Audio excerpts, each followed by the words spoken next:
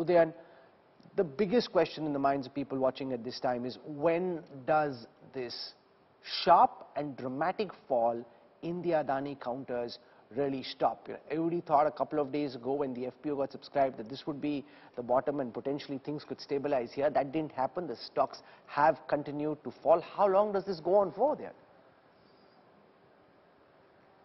Well, it's very difficult to say that, Rahul, because every day brings a new twist to the tale. Like yesterday when the budget was on and markets were trading, we were all looking at how badly the stocks were plunging, and then later in the evening the FPO news came out, the withdrawal, which would have surprised quite a few people.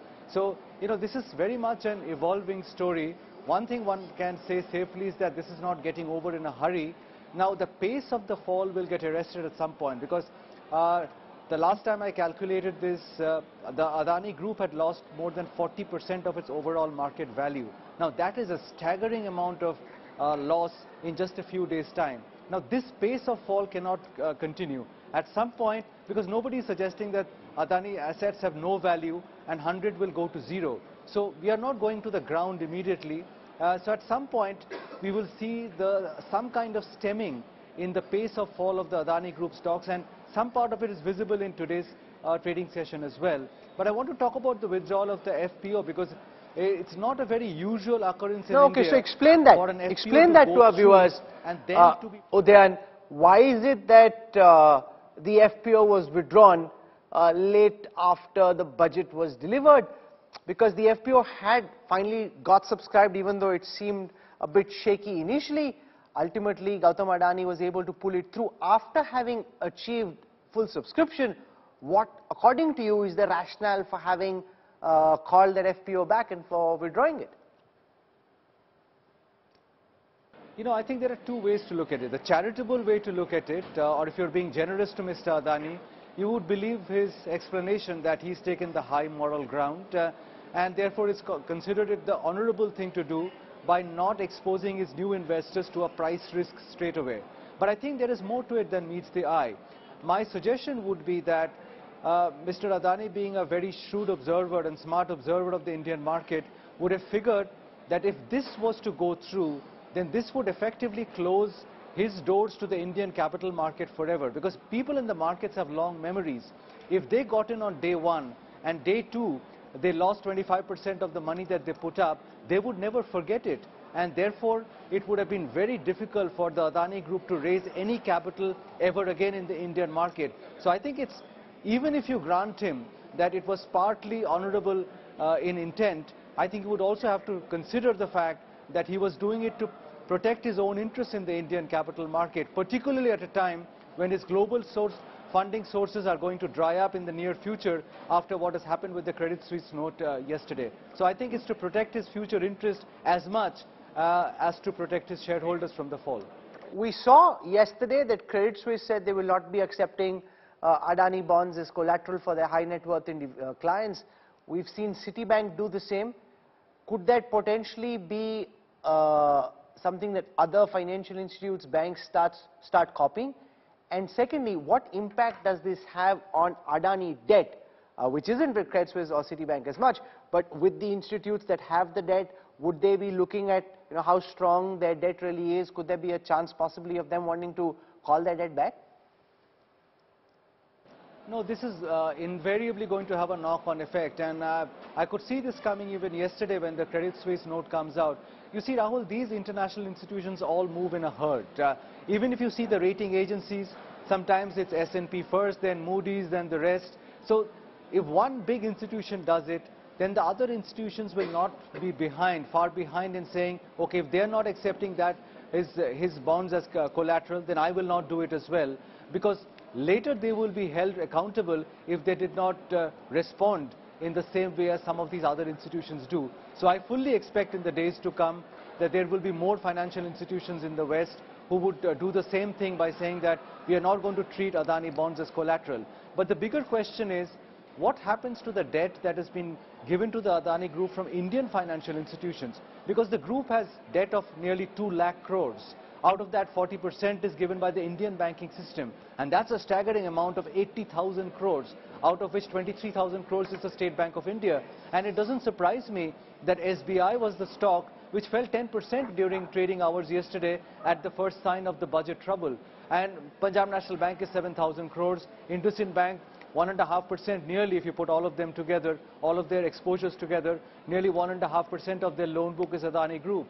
So there are specific banks who have significant exposures, and there is a lot of concern on whether this will trigger off a fresh round of NPAs for the Indian banking system, which has just come out of cleaning its balance sheets. I think it's premature to panic, because the one thing that I will say about the Adani Group is that they have some assets on the ground, because they have ports, they have airports, they have power plants, and many of them are actually functioning high-quality assets.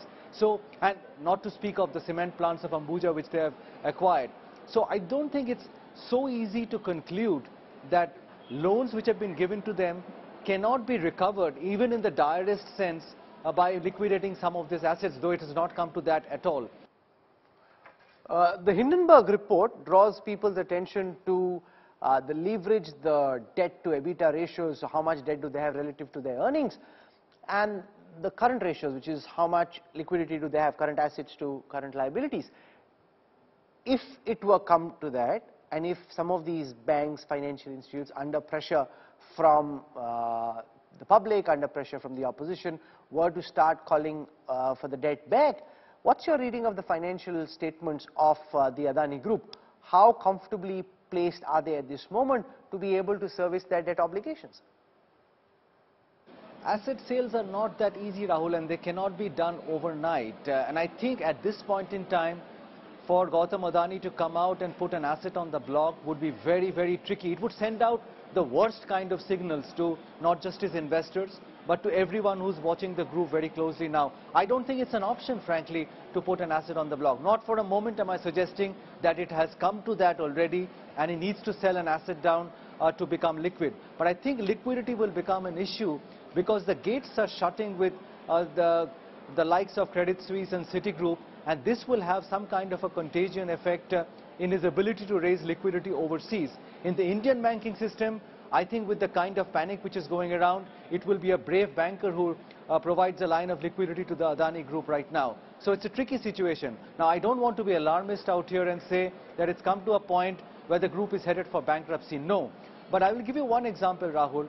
Back in the day, a few years ago, many years ago, something like this, and the situation is not exactly comparable, I hasten to add, with the Anil Ambani Group. At that point, a lot of questions were asked about Anil Ambani Group. But then it was offered that he was sitting on big assets. He had power assets, he has infrastructure assets, road assets, metro rail projects. He had a mutual fund company. And then it turned out, you know the story and how it ended, that none of them was actually in the shape that it was in, or it was preferred to the market. So I can see some small parallels between the situation, and I am sincerely hoping that this does not go the Anil Ambani way. The Life Insurance Corporation of India is under fire for investing heavily in Adani Group shares. Now, the LIC statement says that they came in at much lower values. They've been able to make sufficient returns on their investments in LIC. However, given the sharp fall in the value of LIC shares, in the value of Adani counters, the gains that LIC had made are now on the verge of getting wiped off. Given the investment mandate of the Life Insurance Corporation relative to, say, a Canadian pension fund or any other international pension fund, does it seem awkward that LIC would be investing in stocks with such high promoter holdings, such limited public float? These are people's life earnings in pensions, and LIC went and invested them, and that's something that the opposition is looking to turn into a big deal. I think it's a lot more than awkward, Rahul, but LIC has always had these kind of questionable investments, and I've been the sternest critic of LIC's investment strategies.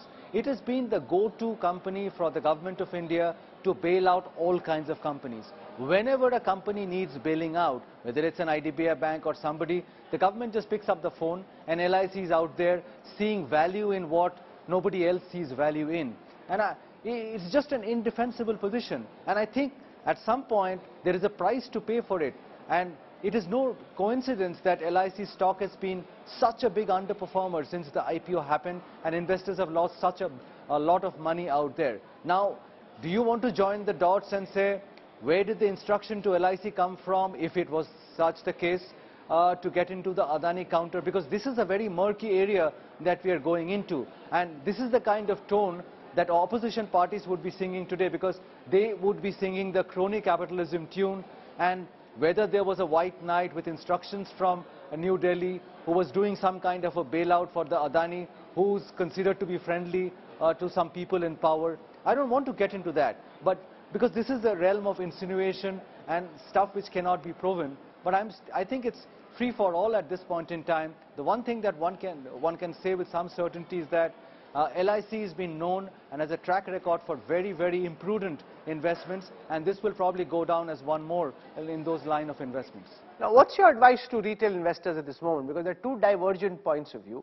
One set of investors feel that they missed out on the hockey stick-like jump in Adani counters. Those prices are now at far more reasonable price-earning multiple ratios, and therefore this may be a good time to enter, especially some of the more robust businesses. The other is that, hey, we don't fully understand the gravity of what's going on. No one seems to be able to predict where the bottom is, and therefore don't jump in and try and invest when you don't know how far the stocks are going to fall. So how are you seeing that? If investors are looking to you for a broad suggestion what to do, what would be your take to them? Rahul, it's a falling knife at this point in time. It's very difficult to advise going out and catching a falling knife, because you just don't know where the dust will settle with this one. If I were being honest with you, I would have said that this last 30-35% of the fall of the last couple of days, I frankly didn't see it coming. I thought that a lot of the damage was done in the first 2 or 3 days, and maybe nerves would begin to settle.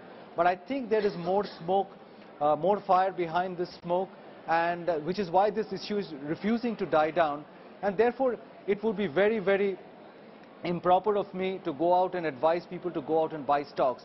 But having said that, I would suggest one thing, that you look at Adani Group companies as not one homogeneous entity. I'll give you an example. You can look at Adani Enterprises, which is facing the biggest amount of rout. It's in the Nifty, and it's going down at the average of 20% a day. Now, that probably will bear the biggest brunt in case there is a liquidity issue with the Adani Group. There is none today, to be sure, but if there were to be, then I think Adani Enterprises is the one that is clearly, as you can see in the stock prices, falling the hardest.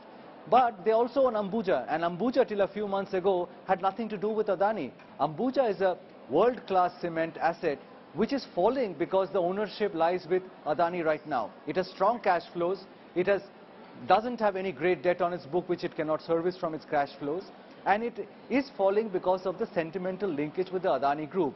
So if you want to cherry pick assets because they have fallen in the last few days, then consider the ones which are falling only because of an umbilical cord of sentiment with the Adani Group, but not because a drying up of Adani Group liquidity actually affects their operations in a single way. This is again no recommendation to go out and buy Ambuja at all, far from it. But I think that probably makes more sense, or even an Adani Ports, than to look at something like an Adani Enterprises at this point in time. But again, no recommendation at all. Thanks for that, Udayan. Some sharp insights there from India Stock Markets Guru Udayan Mukherjee. He's here for a few more days. We will keep getting insights from him on how this story shapes from here. Let's talk a bit about what's happening in Parliament. Supriya Srinit from the Congress is with us. Supriya, sources in the BJP say this has nothing to do with the government. This is a private group and they need to answer for their own actions. And why link this with the government? Yes, there are certain research reports that have come out. That's something that's being looked at. This has nothing to do with the BJP government at all, so don't link us. And why is the opposition trying to stall Parliament? Well, they would well say that, but are you willing to take that at face value? Because the individual in question has on record, and the Prime Minister on record, spoken about their relationship. The Prime Minister, first as Chief Minister and then as Prime Minister, conducted his election campaigns on his planes. There are pictures of them together. Everybody knows how that monopoly came into being. Everybody knows how from 680th number in the world of richest people in the world, Mr. Adani jumped to number 2. So, I mean, let's not take everything that the BJP sources say at face value. I really want to take the debate forward because I heard you have a conversation with Udayan on LIC. And I think questions need to be asked and they also need to be answered. And where else but the Indian Parliament? Because LIC and SBI are huge financial giants institutions. LIC has 30 crore policy holders. SBI has 45 crore account holders. Both of these institutions have huge exposure to the Adani Group. No, but you saw in that statement pulled out by LIC that they said that the LIC said in that statement that they put out that Adani chips that they invested in were investment grade as per their investment mandate, and therefore it fit into their investment mandate. And B, they said they entered at about 30,000 crore rupees. The value of the stocks at that time was 50,000 crore rupees. So they said we made substantial returns. So who's the pressure to question what we are doing and why? It fits into our investment mandate. That's a fake and specious argument if you ask me. And I will tell you why. Because in Finance 101, there is something called the time value of the rupee. If 10 years back you invest 100 rupees and 5 years later that 100 becomes 1,000, but again 5 years later at the end of 10 years it becomes 200, you don't say my 100 has become 200. You mourn the fact that the 1,000 has become 200. And that is exactly how finance and debt markets around the world work. That concept is called mark to market. Any financial journalist or any financial expert will tell you mark to market is how financial institutions work. That's how CAGR, the compounded annual growth rate, is reported. So this is absolute hogwash by the LIC. Quite frankly, the LIC, which took money of policy holders, has squandered that money on an asset which was rather risky. And if you ask me, if I may go ahead and actually step ahead and say something, it's a diversified institution and they have to be answerable to the people of this country because the government of India is a majority shareholder. Why is the government shying away from a debate in Parliament? Why is the government shying away from a JPC?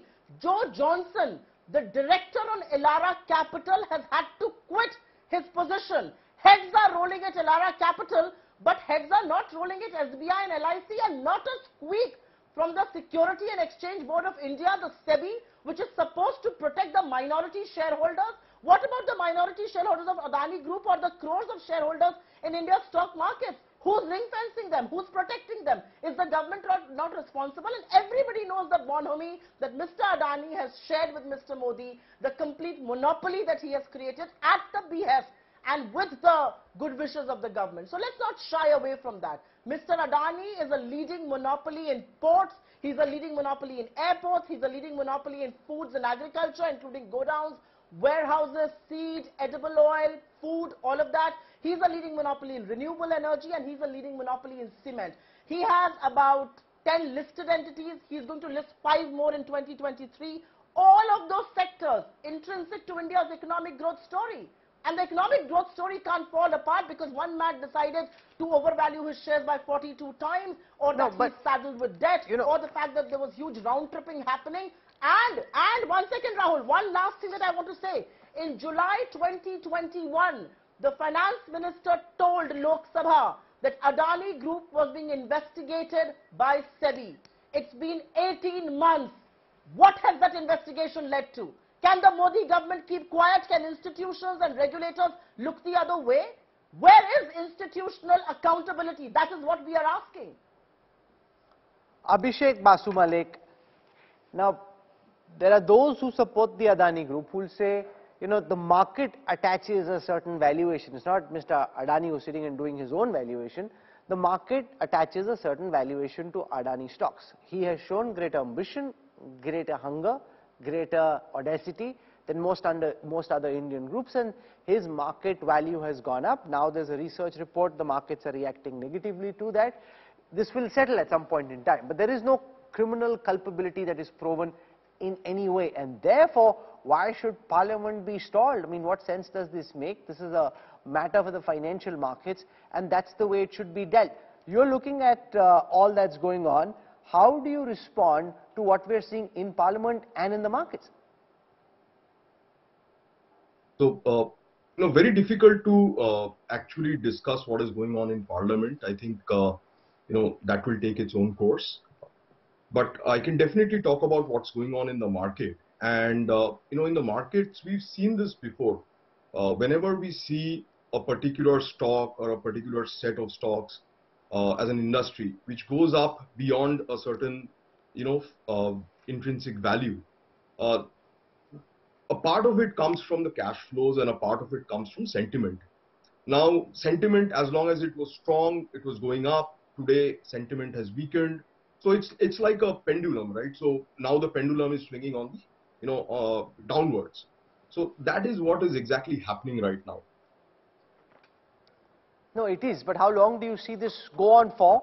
And the issues that are being raised by Supriya Shrinate and those in the opposition about the need for a probe, whereas those who will support the group will say, the market is showing certain volatility. Mr. Adani himself has acknowledged that. And at a certain point in time, this froth will settle and the market will find a new low, and then life goes on as normal. Yeah, I mean, I think like Udayan said earlier, it's anybody's guess where the low is going to be, because, in an environment where news flow is so strong, and we are getting news which is coming in every day, maybe, multiple times a day, it's very difficult for, stock to understand where the bottom is going to be and how the stock is going to react. So, technically, probably we are close to a 200-week moving average. But in a very news-driven kind of environment, those kinds of things have no meaning, right? It can fall further. It could stop tomorrow for all we know. I mean, it's absolutely impossible for anyone to predict what is going to happen, especially when there is so much of news flow that's happening. Okay, let me get a perspective also from Alok Churiwala. Now, one second, let me get a word in from everyone. Supriya, I'm just coming back to you in a moment. Alok Churiwala, you're seeing what's happening in the markets and outside. Also, questions being asked about the Life Insurance Company of India and their investments in different Adani counters. Yeah, so, there are only questions at this point in time, and everyone, including the markets, is searching for an answer. And that is probably the reason why we are seeing that the markets are tanking every day. The question remains the timing of the report being put out on the eve of the FPO. The question remains that there was a short seller behind it. The question remains that weapons of mass destruction like the futures and options are being used to depress the stock prices. The question remains that what is the actual valuation? Question remains, when will this stop?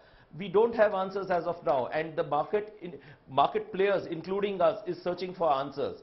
Till then, the biggest advice to investors is stay away from the counters, stay away from the Adani counters, let the dust settle in. Dust will settle. At some point in time, it will. Till then, everybody will have to do soul searching. Right from the powers that be, to the regulators, to the exchange administration, to market players, we are all in it together. You mentioned about LIC. It's a question of damned if you do and damned if you don't. Today, when the stock was doing well, that is not the time the questions were asked. That is the time everyone was enjoying the fruits of success. But today, when the chips are down, the questions are going to be asked, and rightly so.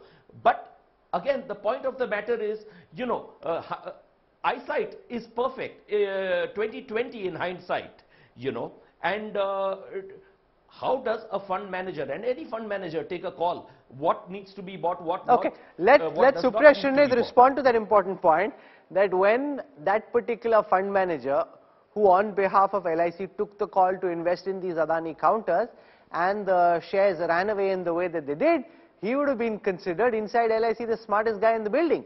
Now, when the stocks have started falling, questions are being asked, the knives are out, the likes of Alok Churiwala would say, but hindsight is always 20/20. Okay, let's get one thing right here, and I'm saying that with all responsibility that I carry to the show. There is no way that this carnage in Indian markets or the Adani counters is happening on account of one report alone. That report has exposed the fault lines that exist within the group. Why is it that of the total 80,000 crore rupees, which is about 38% of all of Adani Group's debt, only 8% comes from private banks and 30% from public sector banks? Explain that to me. Why is it that public sector banks were lending to Mr. Adani despite knowing the fault lines that exist, and why did private banks stay away? Nobody can explain that. The only reason they did is because they assess risk better. And that is the question I'm raising. LIC, whoever may be the smartest guy in the room, he should actually be saddled and asked some very tough questions. That you were taking positions on money that was being raised by policy holders. Absolutely, आम भारतीयों का पैसा जो इस विश्वास से डालते हैं कि आप जिंदगी के बाद भी और जिंदगी के साथ भी उनके साथ रहिएगा. Who was LIC trying to ensure? That is the question one is trying to raise here. And you cannot get away by saying that we've made some profits. Yes, some of our loss, some of that stuff has been eroded. Mark to market, you stand exposed. You exposed LIC and money of policy holders, about 30 crore of them, to a very risky asset. It's quite as simple as that. Whoever was talking about phone call banking needs to answer some tough questions, beginning with Mr. Narendra Modi. He cannot be silent on this. Where is the SEBI chief? Madhvi Puri, have you heard one squeak from her? I mean, but she hardly speaks. No, one second. On the Madhuri Puri books issue, where has she ever spoken? She doesn't speak. So they need to act through whatever they're doing, and there's some reports of them having taken notice, etc., etc. That's very comfortable. She may have never spoken. I have known her in her previous avatar as a banker. I have known her in her previous avatar as a private equity investor, and she was very vocal. This is the time for SEBI chief to come out, assuage the markets, tell what is happening, and launch a full probe. July 2021, the finance minister says there's a probe on. Where is the report of that probe? I would want to know. I mean, Mr. Adani said, I have been tested by the regulator and I stand firm. Did he lie to the investors? And Rahul, one last thing I want to tell you. It was on the 10th of September 2008, Lehman Brothers told Wall Street everything was good. They said there's a strong balance sheet and there is robust business. On the 15th of September, 5 days later, they filed for bankruptcy. So let us not get carried away with what is happening. As far as the counters are concerned, the government of India, LIC and SBI is answerable. There has to be a probe into this by the JPC, and Parliament should question and should get answers from Adani and the government of India. Kranti Batini, the counter to what Supriya is saying is that the Adani Group actually owns some very valuable assets, ports, airports, cement, and these assets have real value. Now, there may be froth at the top of the counters.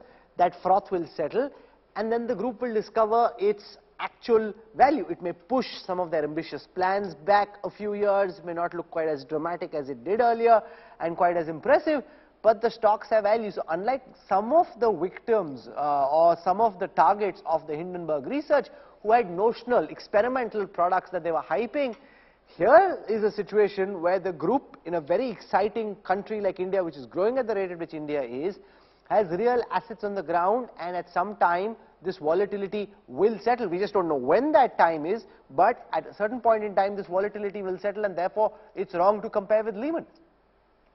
Rahul, first of all, stocks, when the stocks are in uptrend, they seems to be innocent until proven guilty, and stocks are in downtrend are guilty until proven innocent. So when the stocks are of Adani Group, they're in uptrend, there looks like innocent, and everybody had a feeling of missing out. When they're coming down, they need to now prove as innocent, first of all. Coming to your point, Adani Group, as per the data what they release in the public domain, they have a debt of around 1,85,000 crores as on date. That is the publicly available data. And out of this, in last 3-4 years, they have done the acquisitions around 1.55 lakhs crores. This is as per the available data. So what will be the debt they have that has been went for acquisition of different companies at different values at over a period of time. Now coming to the point, whether what kind of exposure the banks wants, it can be the public sector and the private sector bank, Udayan have explained each banks how much they carries. And as per the disclosure that received from various banks, both the public as well as the private sector banks, all these debts have been covered with a good collateral. So right now, and also if we see the first half of the year, the EBITDA of Adani Group, it comes around 24,000 crores. This is from the available data. So for the first half, if they are doing 24,000 crores, and for the full year, if they are doing somewhere around 50,000 crores, for a debt on 1,85,000 crores, if a company is giving a EBITDA of 50,000 crores, so there is nothing panic immediately for the retail investors. They have the cushion and a comfortable position to cover the debt at this moment. So, but market have a process when the stocks, if you see the stock performance from past 4 or 5 years, the stock on an average Adani Group shares have delivered around 820% returns. So this is the quantum of value they created over a period of time. But due to the recent situations, the stock has been in a downtrend right now. But as for the fundamentals and the available data is concerned, they have good cash flows to cover the debts at this point of time. Okay. Hemendra Hazari, Supriya Srinit questions the role of the regulators in India. We've seen Credit Suisse, Citibank internationally take action. We haven't heard from the regulators on what they're intending to do, if anything at all. That is really a major mystery why the regulator has chosen to be silent. I can understand if this was a small company where the share price had fallen, but this is a very major conglomerate. There's been a loss in market value of over $100 billion. Not only there are loss in valuation, there are significant allegations of money laundering, of round tripping, of dubious and opaque companies. Now, it is the duty of the regulator to step in. Hindenburg made allegations, the company totally refuted it, and the market has gone with Hindenburg. But the market can also be wrong. It is up to now the regulator to step in and to provide clarity what is going on. No, but this is you make a very important point, because the fact also is that while all these questions are being asked of the Adani Group, Supriya Srinit, and you've been a business journalist in the past, the motives of the short seller, they're not doodh ka dhula at all. They've come out with a research report. They took positions on derivatives linked to the Adani counters internationally. They are wanting to make a killing. Therefore, I think one of our experts made the point that you're kind of assuming that they are guilty till they are proven innocent. And on the other side, you have somebody who you very clearly knows has a vested financial interest in what he's saying. So, दूध का दूध पानी का पानी कर लीजिए. Let the regulator launch a probe into this carnage of the last 4 days, and let the regulator also find out the overvaluation of shares and the alleged round tipping, the formation of shell companies, how people, how a Chinese firm, Grami International, and Vinod Adani have the same address. Let the regulator find all that out. It is only going to come to light when the regulator launches a probe. Apparently, there was a probe on since July 2021, results of which are unknown. Quite frankly, Rahul, and I say this again with some responsibility and seriousness, this is India's shareball moment, like it happened in Korea or the Kavatsu moment of Japan. Adani is not some small, petty private enterprise. He is India's richest business conglomerate. He has business interests, like I said, in ports, and these are all monopoly interests, by the way. Ports, airports, food, agriculture, renewable energy, cement. He has not really. These aren't monopoly. Intrinsic to the India growth story. No, of course they are. And these are not monopoly interests. A lot of the ports, a lot of the airports and a lot of the other projects which they've won have actually been won through tender. Everybody could have jumped in. Mr. Adani showed greater aggression or greater ambition, or he was more muscular in his approach. Absolutely disagree with you. A lot of this anyway. So now this is in the realm of Adani's rise.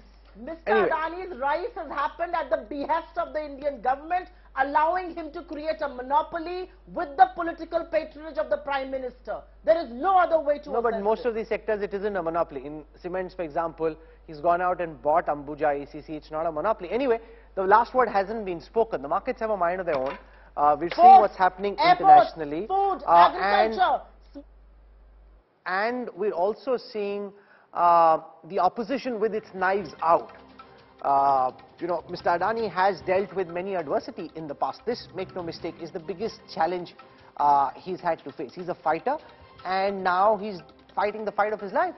Will he, at the end of it, there's battering and there's bruising, but will he, at the end of it, emerge out of the storm, or will the storm take him down? Let's see what happens over the next several days, and we'll track it as objectively, as neutrally, as factually, and as bipartisan a fashion as we possibly can. We're just putting out the facts straight as they are and telling you the story for what it is.